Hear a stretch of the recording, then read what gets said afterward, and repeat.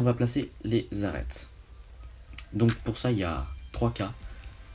Donc, premier cas. Donc déjà, vous devez trouver une arête qui ne comporte pas du jaune. Donc par exemple là, vert, orange.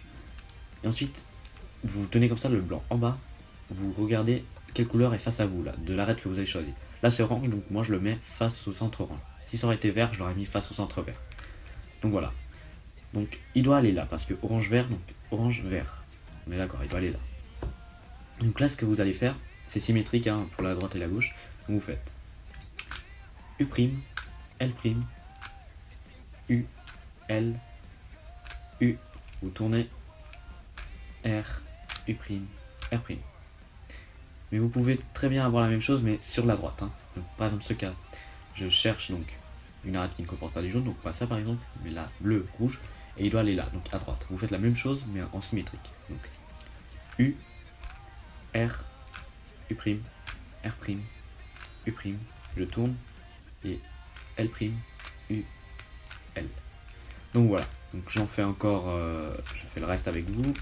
Donc lui il doit aller à gauche, donc hop, hop, hop, hop, hop, vous tournez, hop, hop. Et ensuite je vais vous créer un autre cas, voilà. Donc imaginons, vous trouvez une arête, mais elle est déjà au bon endroit, sauf qu'elle est mal tournée. Donc là vous faites une des formules au bol, je veux dire au vide. Non, comme ça, hop, hop. Et ensuite, elle est dehors et vous la replacez. Et là, vous faites la formule normale. Et donc voilà. Donc ensuite, il y a plusieurs cas pour faire la croix. Donc attendez. Hop là. Et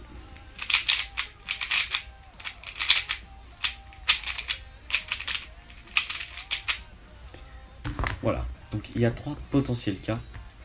Bon, il y a un quatrième, c'est quand la croix elle est déjà faite. Mais ça, on va l'oublier parce que justement, si elle est déjà faite, vous sauterez cette étape. Donc on commence avec le plus simple. C'est quand vous avez une ligne. Donc ça, on compte pas, hein, juste une ligne. Quand vous avez ça, vous mettez face à vous comme ceci. Donc, hop là, le blanc en bas et la ligne comme ça. Et là, vous faites F, R, U, R', U' et F'. Donc je répète, vous êtes comme ceci, sans oubli. F, R, U, R', U', F'. Ensuite, on a celui-ci, c'est quand il y a le J, le L, appelez-le comme vous voulez. Vous le mettez là, comme ceci, donc les deux arêtes à gauche. Et là, vous faites F, R, U, R', U', R, U, R', U', F'.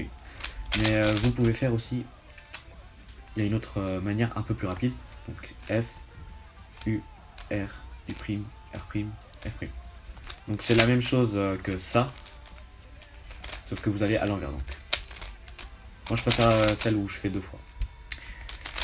Ensuite il y a le point.